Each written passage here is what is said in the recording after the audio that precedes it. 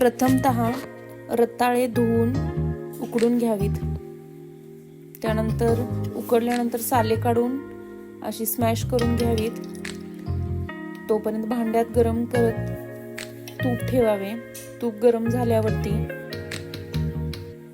त्यामध्ये हे स्मॅश केलेले रताळ घालावेत आणि थोडं परतून घ्यावं.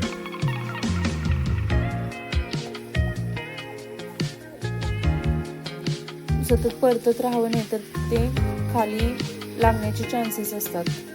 त्यामुळे सतत परतत राहावं. त्यानंतर जेवढे रताळ आहेत तेवढे मी 1 वाटी इथं साखर घेतलेली आहे, ती घातलेली आहे. छान परतून घ्यायचे.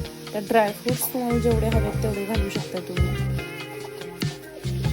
अजून हलवून घ्यावं आणि त्यानंतर तुम्हाला जितकं पातळ कन्सिस्टन्सी जशी हवी आहे त्याप्रमाणे तुम्ही दूध घालू शकता.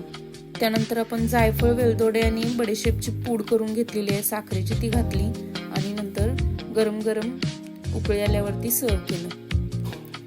ही रताळ्याची खीर तयार आहे.